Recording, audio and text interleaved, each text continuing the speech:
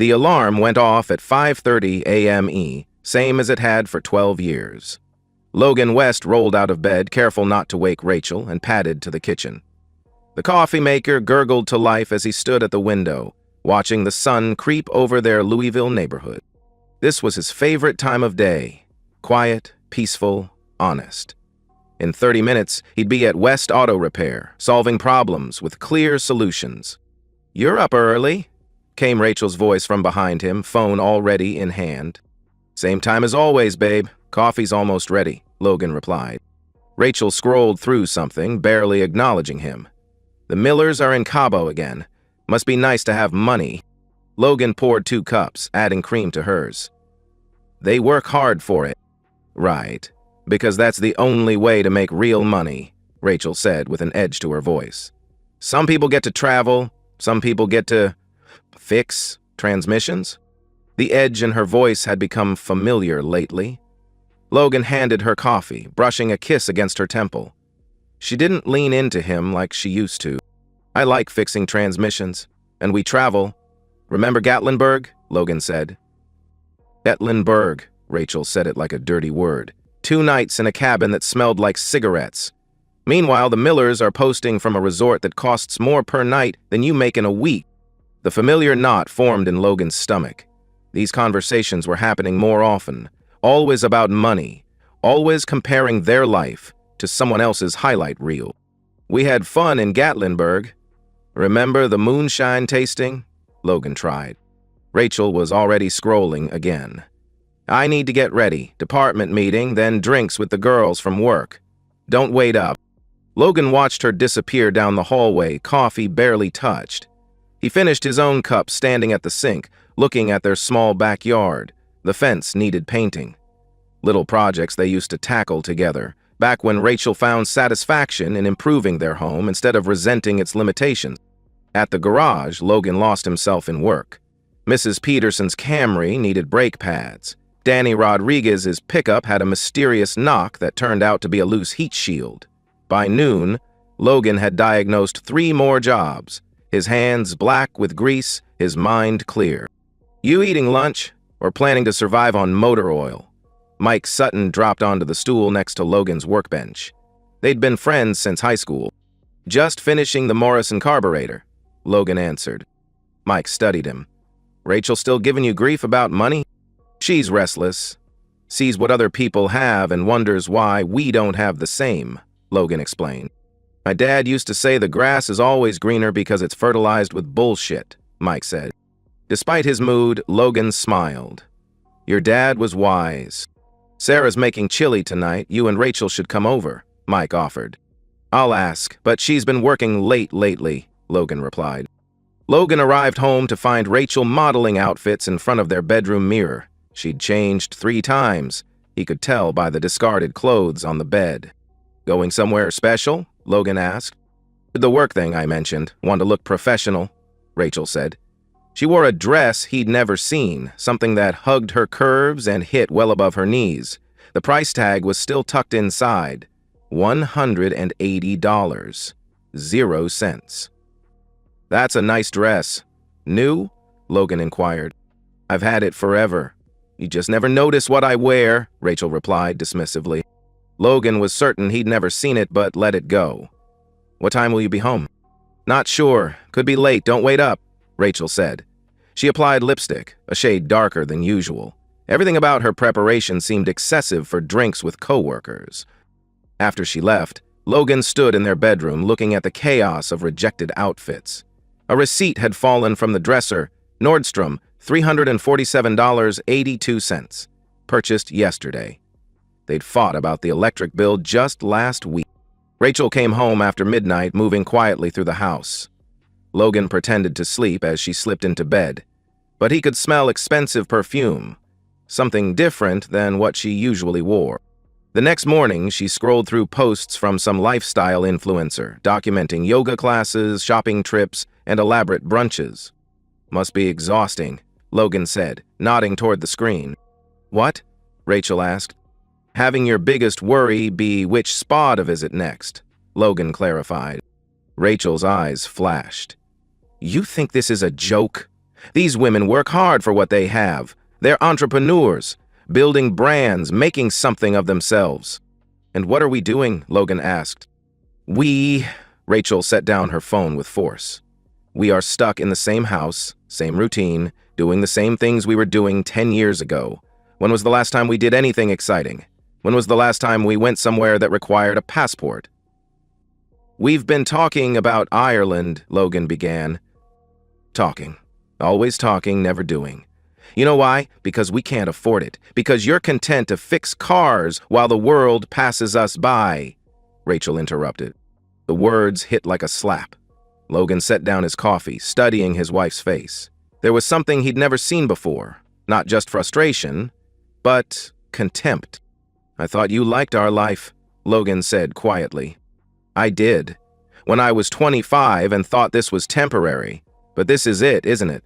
This is all there is, Rachel replied with finality. Logan felt something fundamental shift between them. What are you saying, Rachel? She was already gathering her things. I'm saying I need more coffee. Oh, and I'm going to that conference in Atlanta next weekend, Friday through Sunday. Logan didn't remember her mentioning any conference. How long? Just the weekend. Corporate's paying, so might be good to get away, Rachel said. After she left, Logan sat at their kitchen table, surrounded by the comfortable clutter of their shared life. Everything looked the same, but something essential had changed. For the first time in 12 years, he couldn't shake the feeling that the life he'd built was slipping away. The house felt wrong the moment Logan turned into the driveway. Rachel's car wasn't there, but something about the emptiness seemed different, more permanent. The windows looked vacant, like no one lived there anymore. Logan had endured a hell of a day. The Morrison carburetor fought him for 3 hours, and Mrs. Patterson's transmission needed a complete rebuild.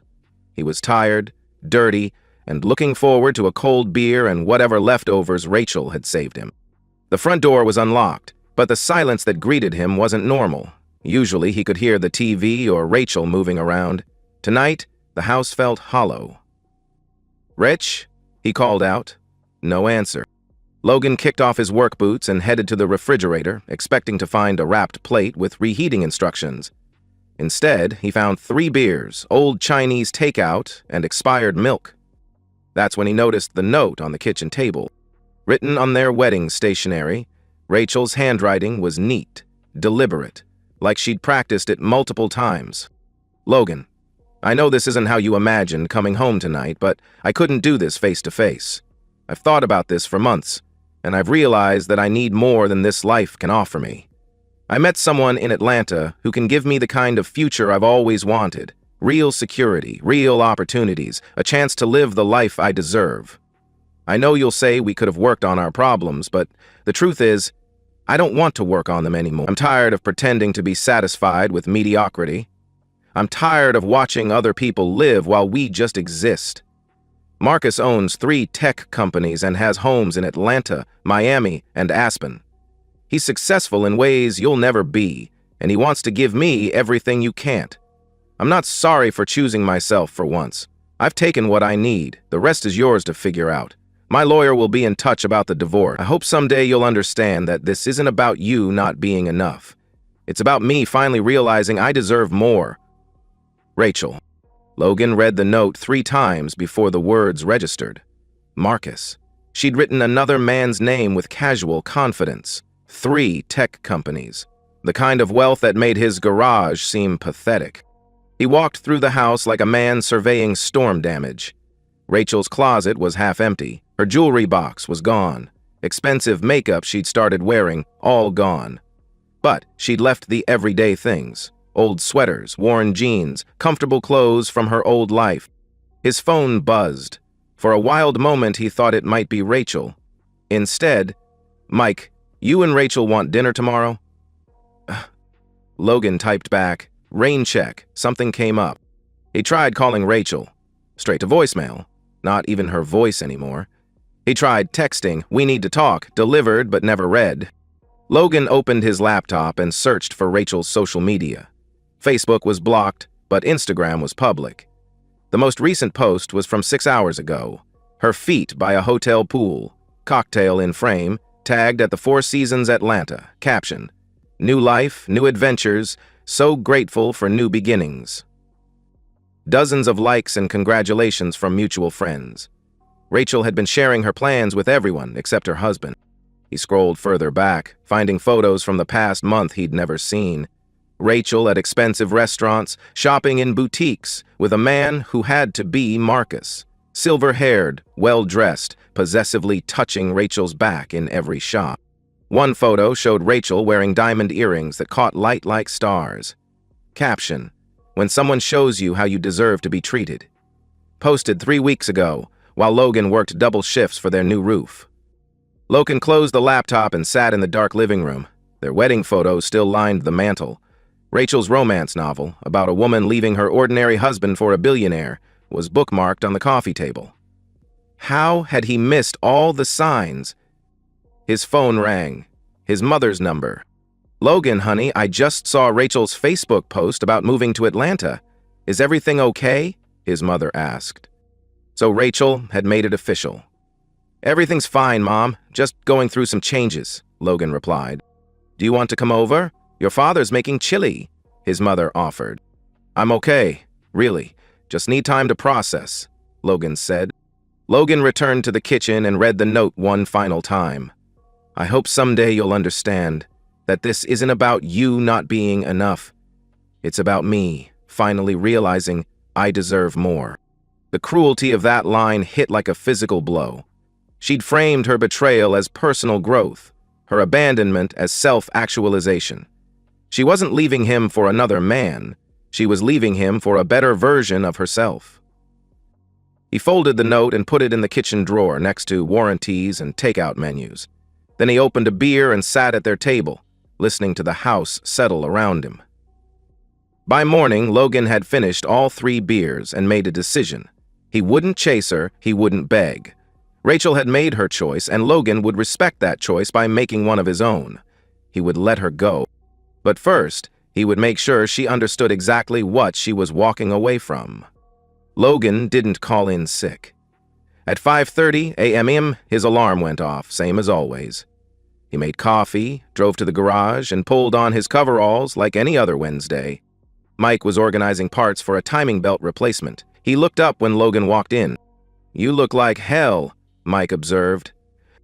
"Rough night," Logan replied. "What have we got today?"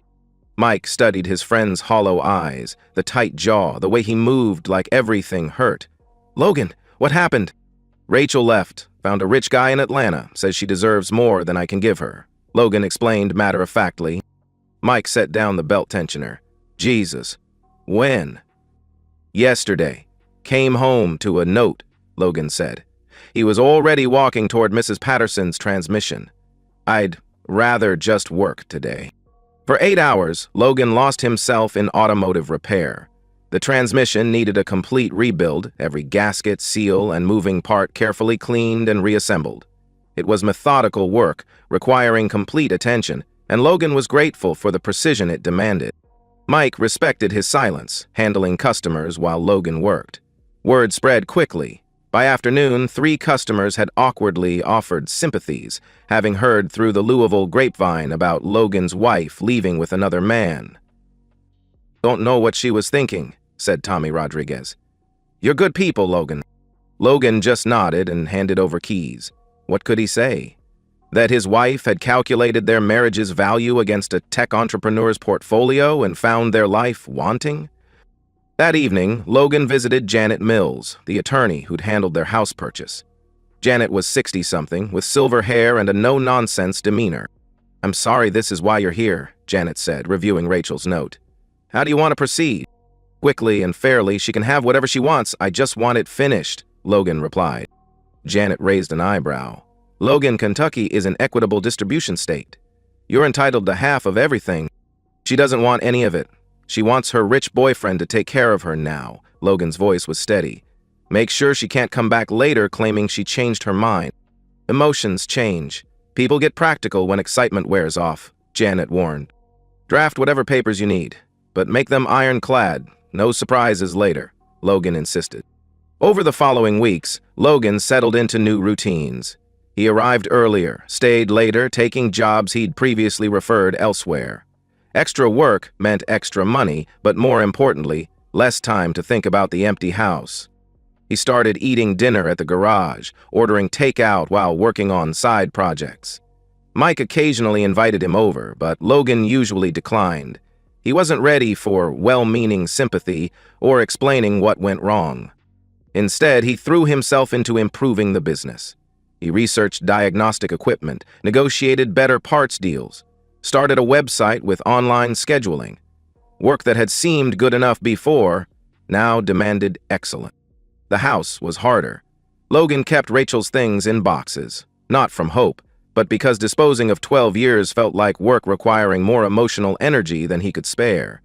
But he made practical changes, utilities in his name only, updated bank accounts, began refinancing the mortgage solo. 3 weeks later, Logan received communication from Rachel's attorney. A polite letter requesting divorce proceedings begin promptly, as Miss Harrison was eager to move forward with her new life situation. Professional, cordial, completely devoid of acknowledgement that a marriage was ending. Logan read it twice, then filed it with Janet Mills' paperwork. Rachel wanted speed and simplicity. She would get both. Through mutual friends, Logan occasionally heard updates. Rachel had moved into Marcus's Buckhead penthouse. She'd been seen at charity galas, exclusive restaurants. Someone's cousin spotted her at Lenox Mall, shopping with apparent disregard for price tags. "She's documenting everything on social media," Sarah mentioned when Logan finally accepted a dinner invitation. "Every expensive dinner, every designer outfit, like she's trying to prove something." Logan nodded but didn't respond. What could he say? That his wife had traded their marriage for Instagram opportunities? The hardest part wasn't loneliness. Logan had always been comfortable with solitude. The hardest part was betrayal so complete it retroactively poisoned memories. How long had Rachel been unhappy? How many conversations had been lies? But anger was a luxury he couldn't afford. Anger was just another form of attachment, another way of letting Rachel control his emotional state from 300 miles away. Instead, he focused on what he could control: work, health, future. Logan started running again, something he'd abandoned when work and marriage consumed his time. He began reading books about business, philosophy, men who'd rebuilt lives after devastating losses. He learned to cook actual meals instead of surviving on pizza. Most importantly, he began remembering who he'd been before spending 12 years trying to be enough for a woman who would never be satisfied. The man who'd started his own business at 26. The man who'd bought a house, paid his bills, kept his word. 2 months later, Logan signed divorce papers in Janet Mills's office. The process had been remarkably simple. No contested assets, no property arguments, no custody complications. Rachel got her freedom and clean slate. Logan got everything else. "How do you feel?" Janet asked. Logan considered the question. Not happy, exactly, but not devastated either. Relieved, maybe. Like a fever had finally broken. "Free," he said. "I feel free." That evening, Logan sat on his back porch with a beer, watching sunset over the neighborhood he'd lived in 7 years. The fence still needed painting, gutters still needed cleaning, but those projects no longer felt like obligations. They felt like choices. His phone buzzed with a text from his brother. "Sarah told me about the divorce. You doing okay?" Logan typed back, "Better than okay. Starting to remember who I used to be." For the first time in months, that was completely true. Logan was under the hood of a 2018 Honda Accord when familiar footsteps echoed on the garage's concrete floor. He'd been fine-tuning the throttle body for 20 minutes, completely absorbed, when something made him look up. Rachel stood in the doorway, and Logan's first thought was that she looked smaller. Thinner, yes, but also diminished in ways having nothing to do with weight. The confidence from her Instagram photos was gone, replaced by something that looked like fear. She was still beautiful, but her expensive clothes looked worn now. Designer purse showed scuff marks, and her hair needed touching up at the roots. Most telling were her eyes, hollow, desperate, darting around like she was looking for escape route. "Hello, Logan," Rachel said. Her voice was carefully modulated, like she'd practiced this conversation. Logan straightened slowly, wiping his hands on a shop rag. It was lunch break. The garage was mostly empty, except for Mike in the office and Danny working on brakes 2 bays over. "Rachel," Logan replied simply. "You look good. Healthy." Rachel tried to smile, but it came out shaky. "I like what you've done with the place." Logan glanced around the garage, which looked exactly the same. "What do you want, Rachel?" She flinched at his directness. In the past, Logan had always let her control difficult conversations' pace. Not anymore. "Can we talk? Privately?" Rachel asked. Logan nodded toward the back office. Mike looked up as they passed, his expression carefully neutral, slight shake of his head saying, "Don't do anything stupid." Rachel sat across from Logan's desk, the same desk where he'd signed divorce papers 8 months ago. She folded her hands and took a deep breath, like preparing a rehearsed speech. "I made a mistake. The biggest mistake of my life. I thought I wanted something different, needed more than what we had. But I was wrong, so completely wrong," Rachel began. Logan leaned back and waited. Rachel had always been good with words, knew how to craft arguments that made her sound reasonable and sympathetic. He was curious to see how she'd frame this narrative. "Marcus wasn't who I thought he was. He was controlling, possessive. He treated me like a trophy, not a partner. Everything had to be his way. What I wore, where I went, who I talked to," Rachel continued. She touched her left wrist unconsciously, and Logan noticed a faint yellow bruise below her sleeve. "It was hurt," Logan stated as fact, rather than asking a question. "Not at first. Everything was perfect. The lifestyle, travel, excitement. But gradually, it became clear I wasn't a girlfriend. I was an accessory. Something pretty for his arm at business dinners and charity events," Rachel explained. Rachel's voice cracked slightly, and Logan could see tears forming. A year ago, those tears would have destroyed him. Now he watched with clinical detachment, like observing weather patterns. When I told him I wanted to leave, he laughed, said I could go any time but wouldn't be taking anything with me. The clothes, jewelry, car, everything belonged to him. He said I was just another gold digger who'd gotten too comfortable, Rachel continued. She wiped her eyes, smearing mascara. So I left, with nothing. My parents won't talk to me. They're ashamed of what I did to you, to our marriage. My friends think I'm a cautionary tale. I have no money, no job, nowhere to go. Logan absorbed this without comment. Rachel interpreted his silence as encouragement and leaned forward, voice becoming urgent. About being with him made me realize what I'd thrown away. You never tried to control me, never made me feel like an object. You loved me for who I was, not how I looked on your arm. I know I hurt you, broke your trust. But what we had was real, Logan. 12 years of real love and partnership, Rachel said. Now she was crying openly, makeup running down her cheeks. I know I don't deserve it, but I'm asking for another chance. I'm asking you to forgive me and let me come home. We can rebuild what we had, make it stronger. I've learned what really matters. Rachel reached across the desk, trying to take Logan's hand. I'm still your wife, Logan. In my heart, I'm still your wife. This past year has just been a terrible mistake that I've learned from. Please tell me it's not too late. Logan looked down at her hand covering his. Her wedding ring was gone, probably sold or left behind. Her nails, once perfectly manicured, were bitten to the quick. This was Rachel stripped of all props and costumes, reduced to desperation. You're not my wife, Logan said quietly. Rachel's face went white. What do you mean? Of course I'm your wife. Logan opened his desk drawer and pulled out a manila envelope. He had been carrying it for months, waiting for this moment without believing it would come. He handed it to Rachel, who opened it with shaking fingers. The divorce decree was official, final, notarized, and filed. Rachel's signature was right there next to his, authorizing their marriage's dissolution. She stared at the documents like trying to read a foreign language. This is dated 8 months ago, Rachel whispered. That's when you signed it, through your attorney.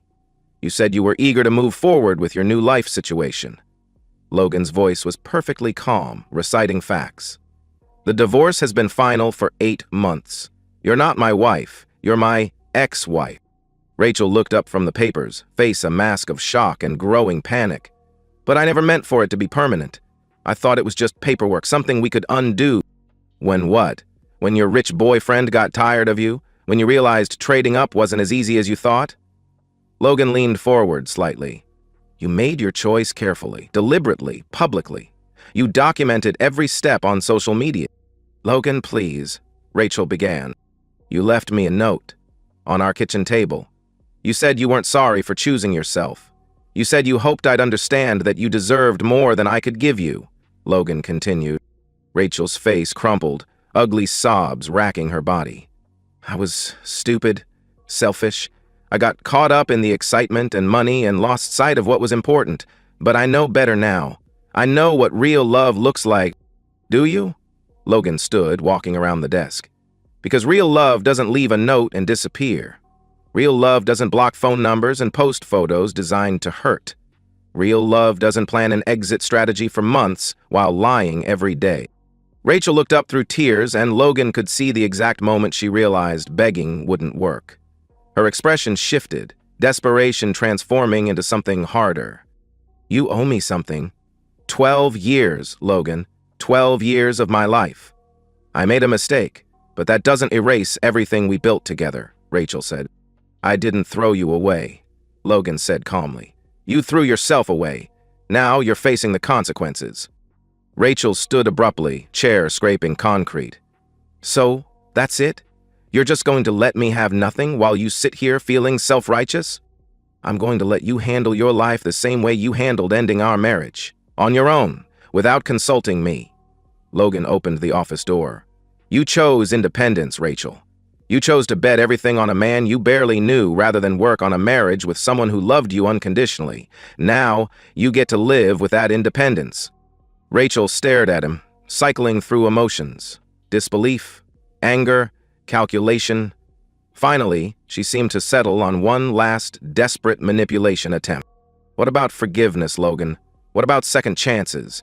You used to believe in those things. You used to be a good man, Rachel said. I'm still a good man. Good enough to let you make your own choices and live with consequences. Good enough not to enable your belief that actions don't have permanent results, Logan replied. Rachel grabbed her purse and pushed past him toward the exit. At the doorway, she turned back. You'll regret this. When you're old and alone, you'll remember you had a chance to forgive and chose revenge instead, Rachel said. Logan watched her walk to her car, a beaten Honda Civic, probably all she could afford now. This isn't revenge, Rachel. This is just Tuesday. After she drove away, Logan returned to the Honda Accord's engine bay. His hands were steady as he reconnected the throttle body, test-started the engine, and listened to it purr with perfect idle. Mike appeared with 2 cups of coffee. You okay? Logan accepted the coffee and took a long sip. Yeah, I'm okay. She looked rough, Mike observed. She made her choices. Now she's living with them. Just like the rest of us, Logan replied. Rachel didn't leave quietly. Over the next 2 weeks, Logan's phone rang constantly with calls from unknown numbers. When he finally answered one, expecting a customer, Rachel's voice came through high-pitched and desperate. Logan, please, just listen to me for 5 minutes. I know you're angry, but we can work through this. Logan hung up and blocked the number. An hour later, another unknown number called.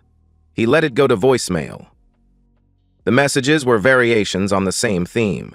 Rachel had learned her lesson, understood what she'd lost, was willing to do whatever it took to earn forgiveness. The tone progressed from pleading to angry to threatening as days passed, and Logan failed to respond. Thursday evening, while replacing brake pads on someone's Toyota, his mother called. Logan, honey, I just got off the phone with Catherine Harrison, his mother said. Logan's stomach clenched. Catherine was Rachel's mother. She's very upset about how you're treating Rachel. Logan stepped outside the garage bay. How I'm treating her? She says Rachel came to you asking for help, and you turned her away without listening. She says Rachel is desperate, has nowhere to go, his mother explained. Mom, did Catherine mention why Rachel needs help? Did she explain what happened to Rachel's marriage? Logan asked. Silence. Then, She said Rachel made some mistakes, but that was a year ago. People deserve second chances. Rachel got her second chance. She chose to spend it with a millionaire in Atlanta instead of working on our marriage. Logan's voice was calm but firm. I didn't create her situation, and I'm not responsible for fixing it. Bowed Logan, she's family, his mother protested. No, Mom, she was family. She stopped being family when she left a note on our kitchen table and moved in with another man. Logan could hear his mother's sharp intake of breath. Did Catherine tell you Rachel had been planning her exit for months? That she blocked my phone number and posted photos of her new life while our divorce was being finalized? No, she didn't mention that, his mother said quietly. Rachel made her choices as a grown woman.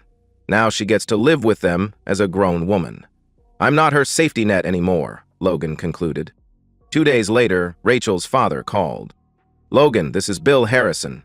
I think we need to talk, came Bill's direct voice. Bill had always been direct, a trait Logan had respected. He was a retired construction foreman who valued hard work and straight dealing. Hello, Bill, Logan replied. Catherine tells me you refused to help Rachel when she came for assistance. That doesn't sound like the man I know, Bill said. Bill, what exactly did Rachel tell you about why she needs help? Logan asked. She said she made mistakes in her marriage to that fellow in Atlanta, said he turned out different than she thought. She's trying to get back on her feet, Bill explained. Did she mention how our marriage ended? Logan pressed. Silence. Then, she said you two grew apart. Problems on both sides. Logan felt anger at Rachel's revisionist history but kept his voice level. Bill, Rachel didn't just leave me, she planned her exit for months while lying to my face every day. She left me a note saying she deserved better than I could provide. She moved in with another man and posted photos of their life together while our divorce was being finalized. The silence stretched longer. Finally, Logan, I didn't know all that. I didn't badmouth her to anyone, Bill. I handled our divorce quietly and moved on. But I'm not going to rescue her from the consequences of her own choices, Logan said. Bill's voice was quieter. She's our daughter, Logan. Whatever she did, she's still our little girl. I understand that, and I don't wish her harm, but she's not my responsibility anymore. She made that very clear when she left, Logan replied. The following Monday, Logan arrived at the garage to find Rachel's car parked outside. She sat on the hood, still wearing expensive clothes that now looked shabby, makeup carefully applied to hide crying. We need to talk, Rachel said as Logan approached. No, we don't. Logan unlocked the garage bay and began raising the door. Logan, I know you think I deserve this, but I'm going to be homeless. Literally homeless. Is that what you want? Rachel asked. Logan turned to face her, and for a moment, he saw the woman he'd married. Not the calculating stranger who'd left, but the scared young woman who'd once shared his dreams. What I want is for you to take responsibility for your choices. You're not homeless because of anything I did. You're homeless because you bet everything on a man you barely knew and lost, Logan said. But you could help me. Let me stay in the house until I get back on my feet. Loan me money for an apartment, Rachel suggested.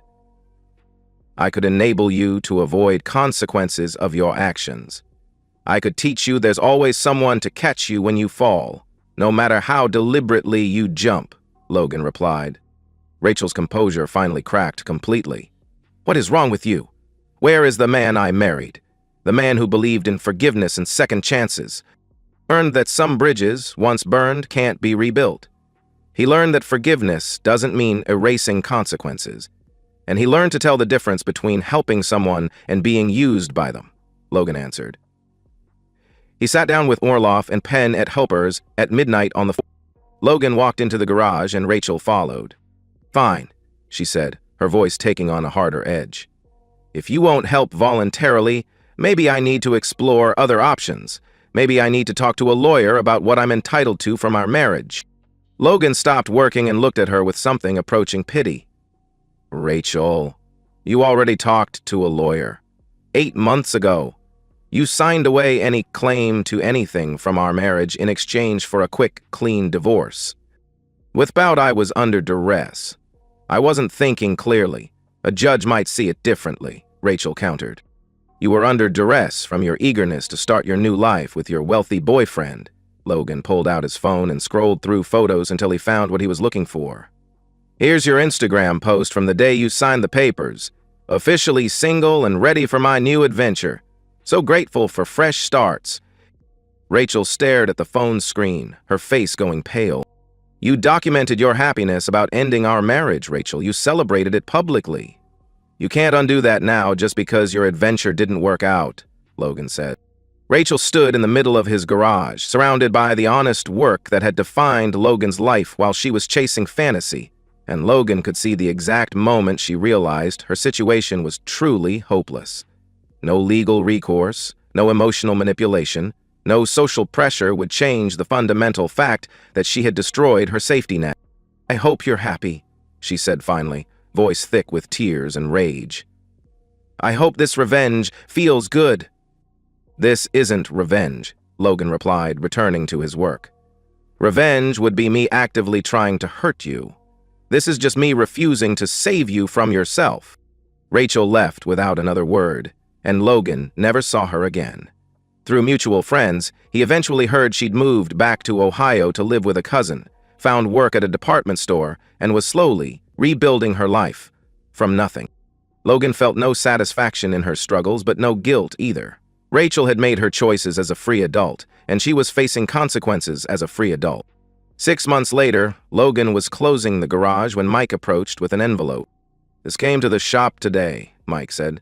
Thought you should see it. Inside was a handwritten note from Rachel, postmarked from Columbus, Ohio. Logan, I know you probably don't want to hear from me, but I wanted you to know that I finally understand what you were trying to teach me. I'm working retail, living in a studio apartment, and starting over at 34 with nothing. It's hard, but it's honest work, and I'm learning to live within my means. I don't expect forgiveness, and I'm not asking for help. I just wanted you to know that I finally understand the difference between wanting more and needing enough. You tried to show me that for years, and I was too selfish to listen. I hope you're well. I hope you find someone who appreciates what you have to offer. Rachel. Logan read the note twice, then filed it away with other documents from his past. It was good to know Rachel was rebuilding her life, good to know she'd learned something, but her struggles and growth were no longer his responsibility. That evening, Logan grilled a steak on his back porch and watched the sun set over the neighborhood he'd called home for 8 years. The fence was freshly painted now, the gutters clean and functional. His business was thriving, his debts manageable, and his future entirely his own to determine. Logan had learned something valuable. Sometimes the most destructive thing you could do was consistently save someone from consequences of poor choices. Real love sometimes meant letting people face the full weight of their decisions, even when it was painful to watch. As stars came out over Louisville, Logan felt the deep satisfaction of a man who had kept his integrity intact while everything fell apart. He'd been tested by betrayal, tempted by revenge, and pressured by well-meaning friends and family to compromise his principles. He'd done none of those things. Instead, he'd simply moved forward with quiet dignity, building a life based on his own values, rather than trying to rescue someone who'd chosen to tear down everything they'd built together. That, Logan reflected, was probably the best revenge of all. Not bitter retaliation, but the simple act of thriving without the person who'd believed she was irreplaceable. 6 months later, Logan had heard through the grapevine that Rachel moved back in with her parents in Ohio, working retail and slowly rebuilding from nothing. He felt no satisfaction in her struggles, but no sympathy either, just distant acknowledgement that people face consequences of their choices. Logan's life had taken on richness he never expected. His business continued growing, he'd developed deeper friendships with people who valued loyalty and hard work, and he'd discovered interests suppressed during his marriage. While he remained open to love someday, he no longer sought it from a place of need or incompleteness. He reflected on the difference between revenge and justice. He'd never sought to hurt Rachel or actively punish her. He'd simply refused to rescue her from consequences of her own choices. Sometimes the most devastating response to betrayal wasn't retaliation, but the quiet dignity of moving forward and building something better. The final image was Logan closing the garage at the end of another honest day's work. knowing tomorrow would bring its own challenges and satisfactions, and that he had everything he needed to meet them. Not because he had everything he wanted, but because he'd learned to want what actually mattered. The rest was just Tuesday. And that's the end of today's story. If you enjoyed it, please give this video a thumbs up and drop a comment below. Your support helps the algorithm push my content further. If you're new to the channel, don't forget to hit that subscribe button. It really helps me keep creating more stories for you. Thanks for watching, and I'll see you in the next one.